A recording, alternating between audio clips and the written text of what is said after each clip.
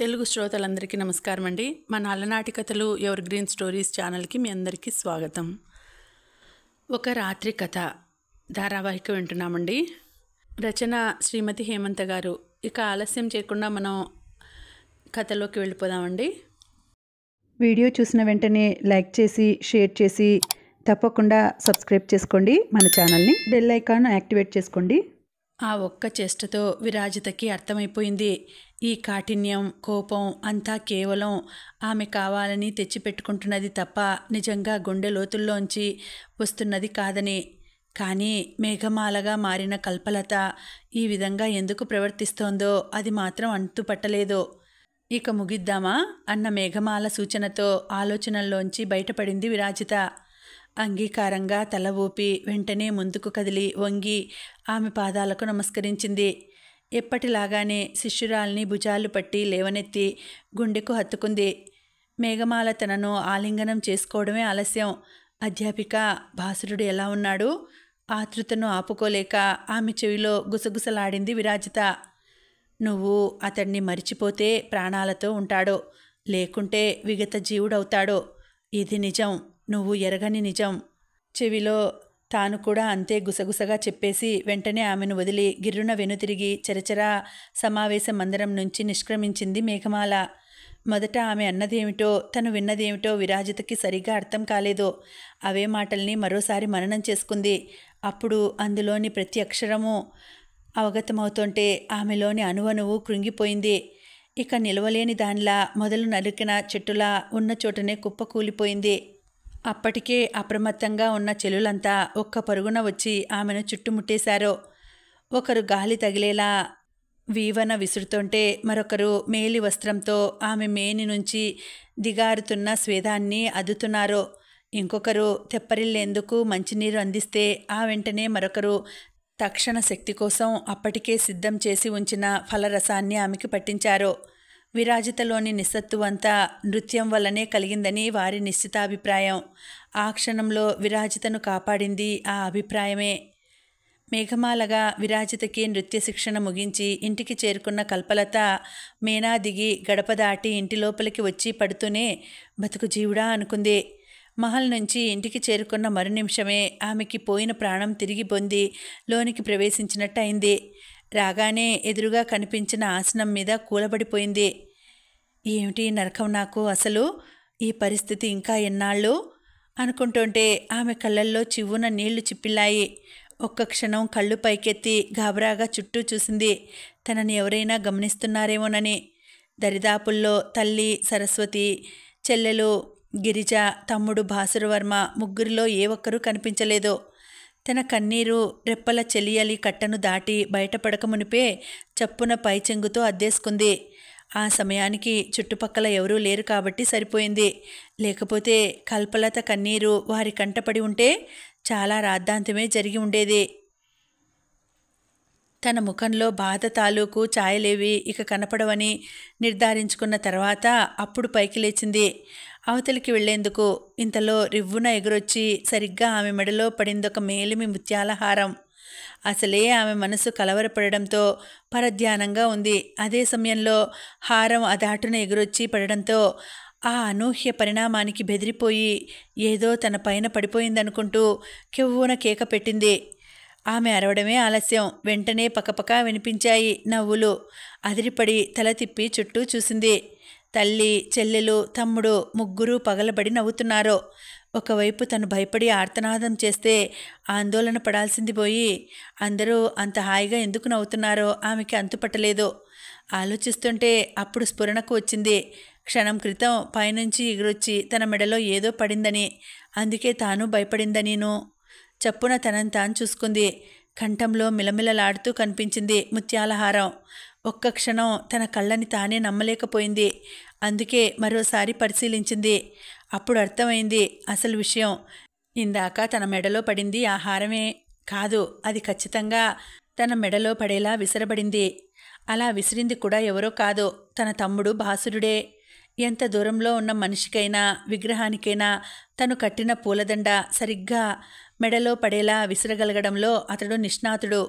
వృక్షశాస్త్రం అభ్యసించడం ప్రారంభించిన తొలి రోజు నుంచే ఆ కళని సాధన చేయడం ప్రారంభించాడు. ఆ నిజం గుర్తుకు రాగానే కల్పలతలోని భయం చేత్తో తీసేసినట్టు మాయమైపోయింది. దాని స్థానే హాయితో కూడిన చిన్న చిరునవ్వు ఆమె పెదవులపైన చోటు చేసుకుంది. ఏమిటి అల్లరి? మెడలో పడిన హారాన్ని తీసేస్తూ తమ్ముడి వైపు తిరిగి మురిపంగా అడిగింది. అల్లరి కాదు, ఆనందం. ఆమెకి దగ్గరగా వస్తూ సంబరంగా చెప్పాడు. దేనికో? ఆరా తీసింది. బాసురుడికి పని దొరికింది, పెద్ద ఉద్యోగం, గబగబా చెప్పింది సరస్వతి. ఆ మాటలు అంటున్నప్పుడు పెద్దావిడ స్వరంలో పట్టరానంత ఆనందం చిందులేసింది. ఎక్కడో తదేకంగా ముత్యాల దండనే పరిశీలిస్తూ కించిత్ ఉత్సాహంగా ప్రశ్నించింది. రాజమహల్లో. ఈసారి గిరిజ చెప్పింది. అప్పటికే ఆ పిల్ల ముఖం సంతోషంతో వెలిగిపోతోంది. కానీ ఆ మాట విన్న కల్పలత మాత్రం నెత్తిన పిడుగు పడ్డట్టు అదిరిపడింది. ఆ ఉలికిపాటుకి అసంకల్పితంగానే ఆమె చేతిలోని హారం జారి నేల మీద పడిపోయింది. అయ్యయ్యో, ఇదేమిటి ఇలా పడిశావు? చప్పున వంగి హారాన్ని అందుకుని అపురూపంగా దాన్ని పట్టుకుంటూ నొచ్చుకుంటున్నట్టుగా అంది సరస్వతి. కానీ ఆవిడ మాటలేవి కల్పలత చెవులకు చేరలేదు. ఆమె దృష్టి మొత్తం తల్లి చేతిలో ఉన్న ముత్యాల హారం మీదనే ఉంది. చూస్తుంటే ఆమె కళ్ళకి అది నిలువెల్లా విషం నిండిన శ్వేతనాగులా గోచరించింది. వణికిపోయింది. ఉద్యోగం ఎక్కడ వచ్చింది? అక్షరం అక్షరం కూడబలుక్కుంటూ రెట్టించింది. రాజమహల్లో, మరోసారి చెప్పింది సరస్వతి. అసలు ఎలా వచ్చింది ఈ అవకాశం? తమ్ముడి వైపు తిరుగుతూ ఆదుర్దాగా అడిగింది. తనకి కొలువు దొరికిందని చెప్పినప్పుడు ఆమె ముఖంలో కనపడిన ఉత్సాహం, అది రాజమహల్లో అని చెప్పగానే ఎందుకు మాయమైందో భాసురవర్మకి అంతుపట్టలేదు. సరికదా, ఆశ్చర్యంగా కూడా అనిపించింది. అయినా ఆమె అడిగిన ప్రశ్నకి ప్రత్యుత్తరం ఇవ్వడం తన బాధ్యత కనుక చెప్పాడు. ఏదైనా పని చూసుకుందామని నిన్న నేను అలా నగరంలోనికి వెళ్ళాను కదా. తిరిగి వస్తుంటే రాజమార్గంలో ఒక వింత సంఘటన ఎదురైంది. ఆ సంఘటనలో ఒక వ్యక్తి అశ్వంపై నుండి కింద పడి కొద్దిగా దెబ్బలు తగిలించుకున్నాడు. అదే సమయంలో అక్కడే ఉన్న నేను అతగాడిని లేవనెత్తి చెట్టు నీడన కూర్చోబెట్టి సపర్యలు చేశాను. దానికే అతగాడు ఏదో ప్రాణదానం చేసినంత మురిసిపోయాడు. అక్కడితో ఆగకుండా నా పేరు వివరాలు అడిగాడు. చెప్పాను. అతగాడెవరో సాధారణ వ్యక్తి అనుకుని మాటల సందర్భంలో పని కోసం నేను పడుతున్న బాధలన్నీ ఏకరువు పెట్టేశాను. అవన్నీ విని కరిగిపోయాడు, కదిలిపోయాడు.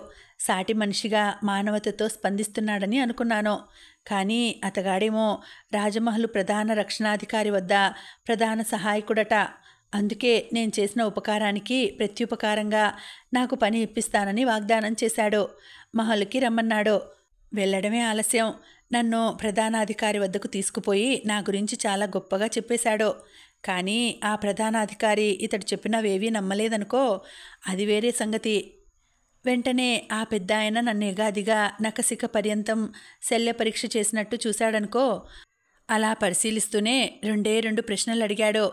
వాటికి తగిన విధంగా నేను సమాధానం చెప్పాను. నా మాటలకు మురిసిపోయి ఈ ముత్యాల హారాన్ని బహుమతిగా ఇచ్చాడు. ఆ వెంటనే రాజమహల్ ఉద్యానవన ప్రధాన సంరక్షణాధికారిగా నాకు పట్టం కట్టేశారు. రేపటి నుంచి మన కోసం ఇంటి ముందుకు అశ్వశకటం వస్తుంది. విధులలో ఉన్నంతసేపు నాకు ఆహార పానీయాదులన్నీ రాజమహల్లోనే. ఇవి కాక మంచి వేతనం, దాంతోపాటు సకల సౌకర్యాలును. తంతే బూరెల బుట్టలో పడ్డట్టయింది నా పరిస్థితి. ఇది జరిగిన కథ. సంతోషంతో కదిలిపోతూ, సంబరంతో వణికిపోతూ, ఆపు నిలుపు లేకుండా ఉద్వేగంగా అతడలా వివరిస్తుంటే వింటున్న కల్పలతకి ముచ్చెమటలు పట్టేశాయి. నువ్వు, నీతో పాటు మేము పడింది బూరెల పుట్టలో కాదురా, విషనాగుల పుట్టలో అనాలన్నంత ఆవేశం వచ్చేసింది ఆమెకి. కానీ అతి కష్టం మీద సంభాళించుకుంది. ఇంతకీ గుర్రంపై నుంచి పడ్డ వ్యక్తి పేరేమిటి అడిగింది. మదనుడు. మరి హారాన్ని బహుకరించిన వ్యక్తి పేరు? భుజగభూషణవర్మగారు, రాజమహల్లో ప్రధాన రక్షణాధికారి. వారి గురించి నీకు తెలిసే ఉంటుంది చెప్పాడు. ఎందుకు తెలియదు? వారి గురించి నాకు బాగానే తెలుసు. ప్రతి అక్షరాన్ని పళ్ళ బిగున ఒత్తి పలికింది. అసలు నిజానికి ఇదంతా నువ్వు చేయాల్సిన పని. రాజమహల్లో నాట్యాచారిణిగా నియమితురాలైన మరుక్షణం నుంచే చెవిని ఇల్లు కట్టుకొని మరీ పోరు పెడుతున్నాను. నీతో పాటు ఆ మహల్లోనే భాసురుడికి కూడా ఏదైనా పని చూడమని వినిపించుకున్నావు కాదు. పైగా అందరం ఒకే తావున పనిచేయడం క్షేమం కాదు, అది ఇది అంటూ ఏవేవో చెప్పుకొచ్చావు. కానీ నువ్వు అనుకున్నది అయిందా? లేదు. కానీ నేను కోరుకున్నట్టుగానే వాడికి రాజమహల్లో పని దొరికింది. సంతోషపడిపోతూ అంది సరస్వతి. ఆనందంలో తన మునకలైపోతున్న తల్లివైపు జాలిగా చూసింది కల్పలత. ఏదేమైనా ఇక మన బాధలు కష్టాలు అన్నీ తీరిపోయినట్టే సంబరంగా అన్నాడు భాసురుడు. పిచ్చివాడా, కష్టాలు తీరాయో మరిన్ని చుట్టుముట్టబోతున్నాయో నీకు తెలియదురా, మనసులోనే బాధగా అనుకుంది కల్పలత. ఏదేమైనా నిర్భాగ్యుణ్ణి ఎవరూ బాగుపరచలేరు, అదృష్టవంతుడిని ఎవరూ చెరపలేరు. అన్నయ్య అదృష్టవంతుడు, మురిసిపోయింది గిరిజ. రాజమహల్కి వెళ్ళినవాడు ప్రాణాలు పోగొట్టుకోకుండా ఏ పూటకు ఆ పూట క్షేమంగా తిరిగొస్తే వాడు అదృష్టవంతుడు, లేకపోతే వాడి కర్మ కాలినట్టే. నిజమే, మనలాంటి నిర్భాగ్యులని ఎవరూ బాగు చేయలేరు. అందుకే కొందరు వ్యక్తులకు దూరంగా పారిపోవాలని ప్రయత్నించిన ప్రతిసారి విచిత్రంగా తిరిగి తిరిగి వారి చెంతకే చేరుకుంటున్నాం. ఇది నిజంగా మన దౌర్భాగ్యమే అనుకుంటుంటే కల్పలతకి నిలువెల్లా చెమటలు పట్టాయి.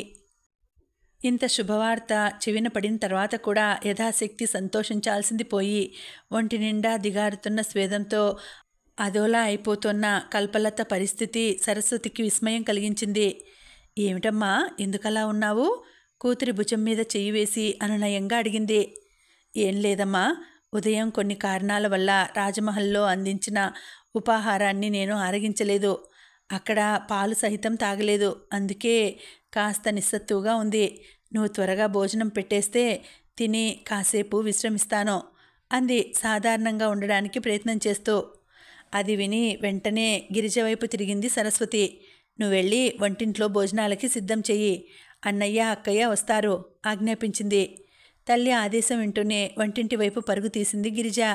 మీరు వెళ్ళి కాళ్ళు చేతులు కడుక్కురండి, వడ్డించేస్తాను చెప్పేసి తను వంటింటి వైపు దారి తీసింది. ఇంకెందుకు ఆలస్యం, లే అక్కయ్య పద అంటూ భాసురుడు హెచ్చరించడంతో లేని ఓపిక తెచ్చుకొని పైకి లేచి పెరటివైపు దారి తీసింది కల్పలత. విరాజిత కుప్పకూలిన మరుక్షణమే అక్కడ ప్రత్యక్షమైపోయాడు భుజగభూషణవర్మ. ఏమిటి, ఏమైంది, వైద్యులను పిలిపించాలా అంటూ పరిమితికి మించి ఆందోళనను ప్రదర్శిస్తూ ప్రశ్న మీద ప్రశ్న గుప్పిస్తున్న అతడిని చూస్తుంటే అప్పుడొచ్చింది విరాజితకి మొట్టమొదటిసారిగా అనుమానం. తను ఇలా పడగానే అలా వచ్చేశాడంటే అతడికి ఇంత త్వరగా ఎలా తెలిసింది ఈ విషయం అని దాని గురించి ఆలోచిస్తుంటే ఆ వెంటనే ఆమె మనసులో మరో సందేహం తలెత్తింది. అంటే తనకి తెలియకుండానే అతడు తన చుట్టూ తిరుగుతూ రహస్యంగా అతడే స్వయంగా తనని గమనిస్తున్నాడా, లేక తనకు మారుగా ఇంకేదైనా గట్టి నిఘా కానీ పెట్టాడా అని అలా అనుకుంటుంటే అసంకల్పితంగానే ఆమెలో ఏదో భయం మొదలైంది. అది అలా అలా పెరిగి సన్నని వణుకులా రూపాంతరం చెందసాగింది. ఎందుకు జరుగుతోంది ఇదంతా ప్రశ్నించుకుంది. జవాబు దొరకలేదు. అసలు ఎవరు చేస్తున్నారు ఇదంతా? చేస్తున్నారా లేక చేయిస్తున్నారా? సందేహం తలెత్తింది. కానీ దానికి సమాధానం దొరకలేదు. అయినా ఆమె సందేహాలు ఆగలేదు. ఒకవేళ తన అనుమానమే నిజమైతే ఈ సమస్యను ఎలా ఎదుర్కోవాలి తను? అది తన వల్ల అవుతుందా అనుకుంటుంటే శరీరంలో బయలుదేరిన కంపనం మరింతగా పెరిగింది. దాంతోపాటే శంకల మీద శంకలు కందిరీగల్లాగా మస్తిష్కంలో ముసురుతుంటే ఆ రొదని భరించలేని దానిలా గట్టిగా కళ్ళు మూసుకుంది విరాజిత. ముందు వెర్రిచూపులు చూసి ఆ తర్వాత భయపడుతున్న దానిలా గట్టిగా కళ్ళు మూసుకున్న విరాజిత వైఖరి చూసి భుజగభూషణుడు హడలిపోయాడు. కాదు, అలా నటించాడంతే. విరాజిత ఆరోగ్య పరిస్థితి అంత బాగున్నట్టు లేదు. నేను వైద్యులకు కబురంపిస్తాను, మీరు మాత్రం ఈమెను వెంటనే మందిరానికి తరలించండి ఆజ్ఞాపించేసి హుటాహుటిన అక్కడి నుంచి వెళ్ళిపోయాడు. క్షణాల్లో విరాజిత ఆమె మందిరానికి తరలించబడింది. మందిరానికి చేరగానే కాసేపు ఏకాంతంగా ఉంటే బావుండును అనిపించింది ఆమెకి. ఆ మాటే నవనీతతో చెబుదామనుకునేంతలో ఆమె కోరిక నెరవేరడం తమకిష్టం లేనట్టుగా బిలబిలలాడుతూ వచ్చేశారు త్రిపుర, దయాకర వర్మలు. వారి ముఖాల్లో చెప్పలేనంత ఆందోళన స్పష్టంగా అగుపిస్తోంది. వస్తూనే దీర్ఘాలు తీయడం ప్రారంభించేసింది త్రిపుర. సొమ్మసిల్లిపోయినట్టుగా శయ్యపై పడి ఉన్న విరాజితం చూసి కన్నీరు మున్నీరైపోతూ, ఎందుకు తల్లి నీకింత కష్టం? అసలు శారీరక పరిస్థితి ఇంత బలహీనంగా ఉన్నప్పుడు ఆ తైతక్కలు నెరవకపోతే ఏం నష్టం? ఇక నాట్యమూ వద్దు, నాటకమూ వద్దు. ఆ నాట్యాచారిణిని రేపే పంపించివేయండి అనేసింది. అక్కడికి తనకే ఆమెపై అంతులేనంత ప్రేమ వాత్సల్య భావనలు ఉన్నట్టు. త్రిపుర రోదనలు చూసి కదిలిపోయాడు దయాకర వర్మ. దీనికి నువ్వింతగా బాధపడాలా? భుజగభూషణుడు రాగానే ముందు ఈ విషయమే మాట్లాడతాను, నువ్వు ఆందోళన పడకు అంటూ భార్యను అనునయించసాగాడు. ఆ క్షణంలో అక్కడ విరాజిత అనే ఒక వ్యక్తి ఉందని, ఆమె ఇష్టం మీదనే ఇదంతా మొదలైంది కనుక ఒక మాట ఆమెను కూడా అడిగి అభిప్రాయం తెలుసుకోవాలన్న ఆలోచన, విచక్షణ ఆ ఇరువురిలో ఏ ఒక్కరికి లేకపోయాయి. వారిద్దరినీ అలా చూస్తుంటే ఎందుకో కృతకంగా అనిపించింది విరాజితకి. ముఖ్యంగా త్రిపురను చూస్తుంటే తొలిసారిగా తనపై ఆమె చూపుతున్న ప్రేమలో, అభిమానంలో ఏదో కృత్రిమత్వం గోచరించింది. ఇదంతా ఒక ఎత్తైతే అసలు నిజమేదో నీడేదో తెలుసుకోకుండా అందరినీ తనవారుగానే భావిస్తూ వారి నటనే నిజంగా నమ్మేస్తూ వారికి దాచుడైపోతున్న తండ్రి అమాయకత్వం ఒక్కటి మరొక ఎత్తు అయింది. ఇతమిద్దంగా కారణం తెలియలేదు కానీ ఒక్కసారిగా కళ్ళ ముందున్న పొరలన్నీ విడిపోయి రంగులన్నీ కరిగిపోయి కఠోర వాస్తవాలు గోచరమవుతున్నట్టుగా అనిపించసాగింది ఆమెకి. నిజం కూడా అదే. ఒకప్పుడు ఆమెకి తన ప్రేమ భాసురవర్మని కలవగలదో లేదోనన్న చింత పట్టి పీడించాయి. ఆ బాధలోనే విరాజిత భాసురుడి గురించి తప్ప ఇక దేని గురించి ఆలోచించలేదు, దేన్ని పట్టించుకోలేదు. కానీ మేఘమాలగా ఎప్పుడైతే కల్పలత రాజమహల్లోనికి అడుగుపెట్టిందో అక్కడితో విరాజిత ధోరణి మారింది. కల్పలతని చూసిన మరుక్షణమే తాను సాధ్యమైనంత త్వరలో భాసురుణ్ణి కలుసుకోగలదన్న నమ్మకం ఆమెలో పాదుకుంది. నమ్మకం మొదలయ్యేసరికి ఆత్మవిశ్వాసం పెరిగింది. దాంతో కలలు ఊహలు తగ్గి వాస్తవం కళ్ళకు కట్టసాగింది. అక్కడి నుంచే ఆమెకు ఒక్కొక్క విషయమే ఆకలింపునకు వస్తోందన్నమాట. ఒక విధంగా చెప్పాలంటే ఆమె పరధ్యానంలో పడి నిర్లక్ష్యం వహించింది భాసురుడి వల్లనే. తిరిగి ఇప్పుడు వాస్తవంలోనికి వచ్చింది భాసురుడి వల్లనే. నిజం తెలిసి రావడంతో ఆలోచనల తాకిడి భరించలేనట్టుగా నీరసంగా కళ్ళు మూసుకుంది విరాజిత. పెద్ద స్వరంతో త్రిపుర రోదనలు, ఆమెకి తండ్రి చెబుతున్న స్వాంతన వచనాలు ఇవన్నీ చూస్తుంటే విరాజితకి చాలా అసహనంగా అనిపించింది. త్వరగా వీళ్ళంతా ఇక్కడి నుంచి వెళ్ళిపోతే బావుండును అని కూడా అనుకుంది. ఆమె అలా అనుకోవడమే తర్వాయి. ఆ సంకల్పానికి చాలా బలమే ఉంది అన్నట్టుగా భుజగభూషణ వర్మ వెంట లోపలికి వచ్చాడు వైద్యుడు. రాగానే విరాజిత నాడి పట్టి పరీక్షించి చూశాడు. అమ్మాయి గారికి రుగ్మతలేవీ లేవు, కేవలం శారీరక నిస్సత్తువ తప్ప. తక్షణ శక్తి వచ్చేందుకు ఔషధాలిస్తాను, వాటిని సేవిస్తూ బలమైన ఆహారం తీసుకుంటే సరిపోతుంది. తిరిగి వారం రోజుల్లో మునుపటి కంటే రెట్టింపు శక్తిని పుంజుకుంటారు చెప్పి ఏదో చూర్ణం కొన్ని మాత్రలు తీసిచ్చాడు. వాటిని ఎలా వాడాలో కూడా చెప్పాడు. ఆ వెంటనే మరో మాట కూడా అన్నాడు. అమ్మాయి గారు కాస్త నిద్రలేమితో కూడా బాధపడుతున్నారు. ఈ నిస్సత్వ సగం దానివల్లనే సంభవించింది కనుక వారికి తగినంత ఏకాంతాన్ని కల్పించండి. ముఖ్యంగా హాయిగా నిద్రిస్తున్నప్పుడు దానికి భంగం కలగనివ్వకండి. నా మాటలు పెడిచెవన మాత్రం పెట్టకండి. ఆ తర్వాత నిద్రలేమి వల్ల అమ్మాయి గారిలో ఏవైనా మానసిక సమస్యలు తలెత్తితే నయం చేయడం కష్టమవుతుంది. కాబట్టి జాగ్రత్త అంటూ అందర్నీ చాలా గట్టిగానే హెచ్చరించాడు. వైద్యుడి హెచ్చరికలు నిజంగానే అక్కడున్న అందర్నీ భయపెట్టాయి. ఆ పిమ్మట ఆలోచనలోకి నెట్టేశాయి. అందరికంటే ఎక్కువగా దయాకర వర్మని. ఒక మనిషిని నిద్రలేమి బాధిస్తోందంటే దానికి మొట్టమొదటి కారణం మనోవ్యధేనన్నది అతడి అనుభవం. యశోధర మరణించిన తర్వాత చాలా కాలం ఆమె జ్ఞాపకాలను మరవలేకపోయాడు దయాకర వర్మ. అయినవారి సలహా మేరకు అయిష్టంగానే త్రిపురను వివాహం చేసుకోవడం, తర్వాత పెద్ద పిల్లలు నలుగురు ఆమె సంరక్షణలో ఎలాంటి లోటు తెలియకుండా పెరుగుతున్నారన్న నమ్మకం అతడికి కలగడం, దానికి సాయం కడగొట్టు పిల్లలు ముగ్గురు అత్తగారైన సువర్ణవల్లి ఇంట చీకు చింత లేకుండా కాలం వెళ్ళదీయడంతో అప్పుడు గాని స్థిమితపడలేకపోయాడు. ఆ తర్వాతనే అతడు మనస్ఫూర్తిగా త్రిపురను భార్యగా అంగీకరించి ఆమె సుఖ సంతోషాల గురించి ఆలోచించడం ఆరంభించాడు. ఈ లోపల దయాకర వర్మ ప్రతి రాత్రి ఎంతో వేదన అనుభవించాడు. ఆ వేదనామయ రాత్రులన్నింటినీ కంటి మీద కునుకు లేకుండానే గడిపాడు. దాంతో అతడు కొన్నాళ్లపాటు అనారోగ్యానికి లోనయ్యాడు. కనుకనే విరాజిత నిద్రలేమి వ్యాధితో బాధపడుతోందని వైద్యుడు చెప్పినప్పుడు అతడు అంతగా ఆలోచనలో పడ్డాడు. తర్క వితర్కాల్లో కారణం ఇది అని అనిపించగానే కలవరపడ్డాడు కూడా. ఆనాడు తన నిద్రలేమికి కారణం యశోధర. మరి పట్టుమని 16 ఏళ్లు కూడా లేని విరాజిత నిద్రలేమికి కారణం ఏమై ఉంటుంది? వయసు తెచ్చిన మార్పా, లేక మనసు మరేదైనా ప్రలోభానికి గురి కావడం వల్ల వచ్చిన అశాంత?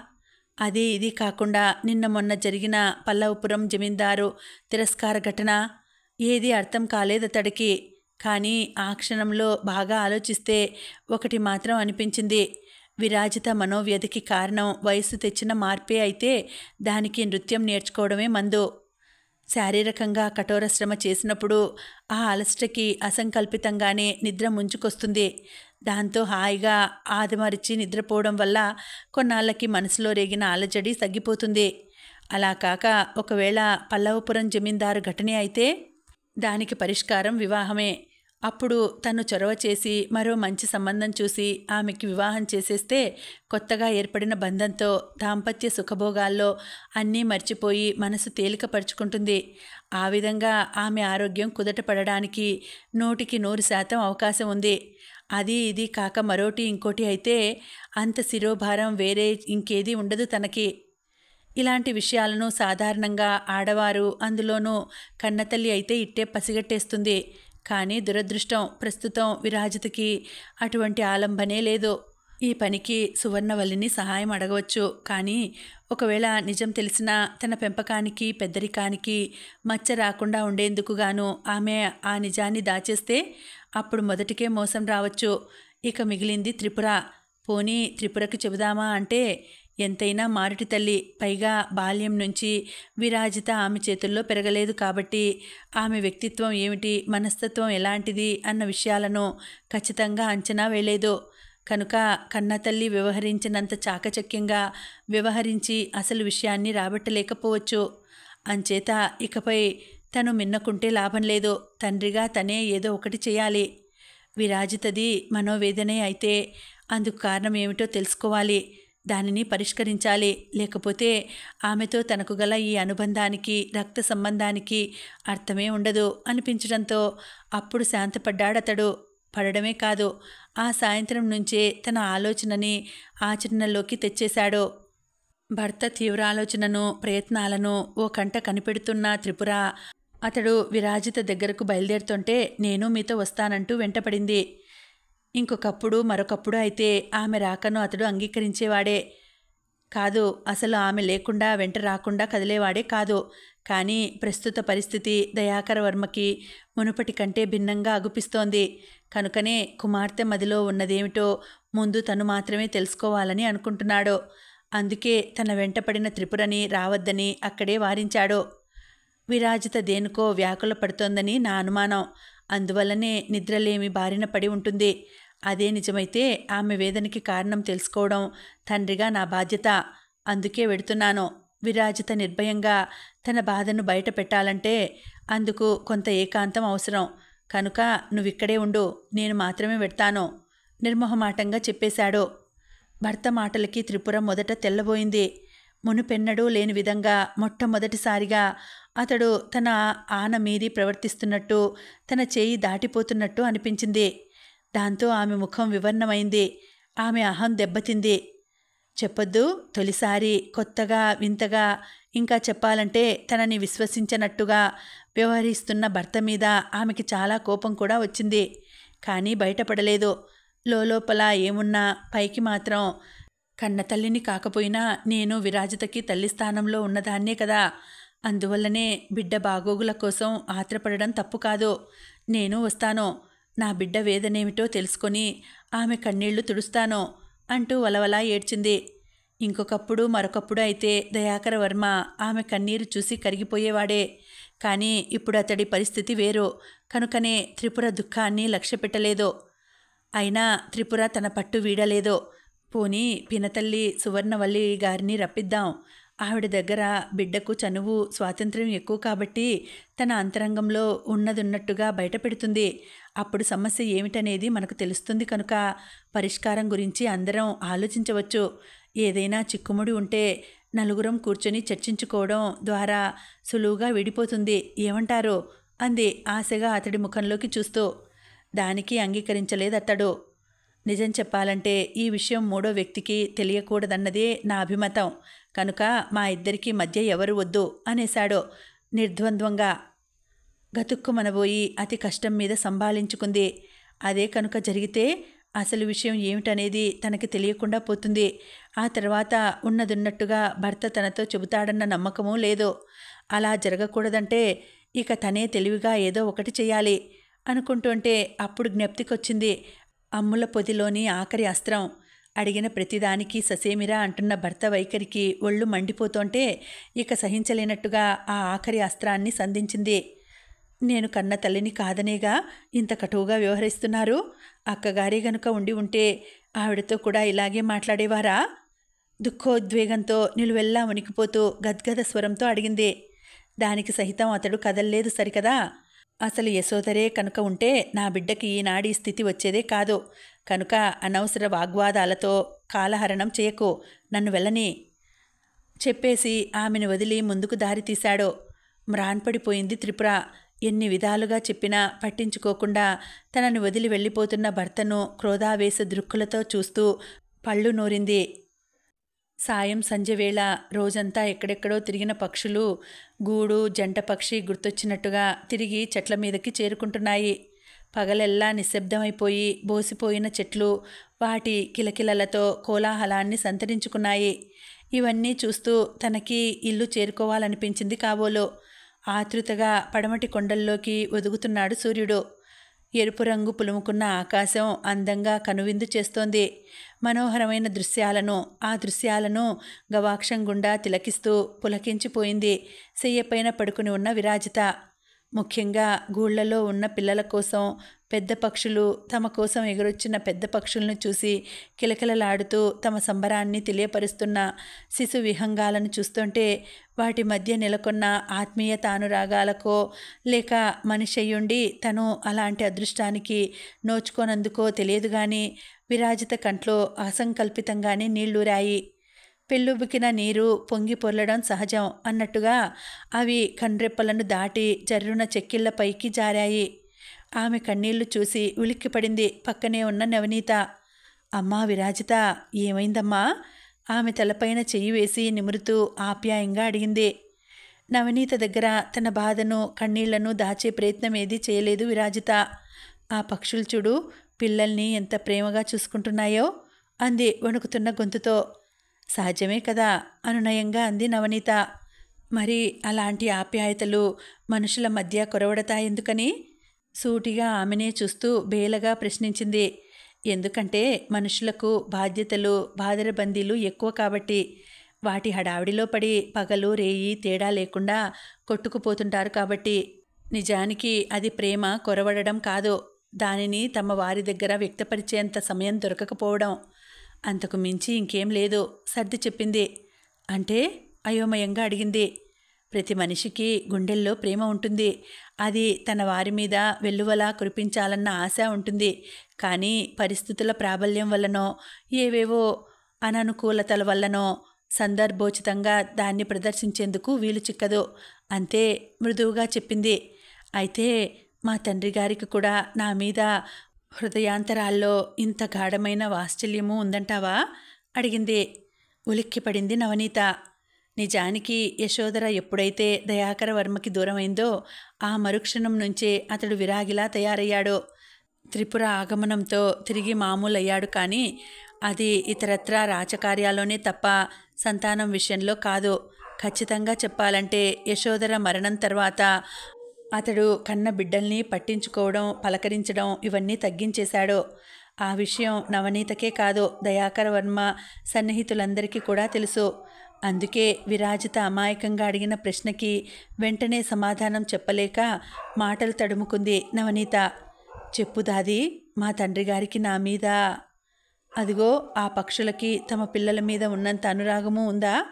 రెట్టిస్తుంటే ఆమె గొంతు దుఃఖంతో పూడుకుపోయింది. ఆ ప్రశ్నతో చప్పున వాస్తవంలోనికి వచ్చిందామె.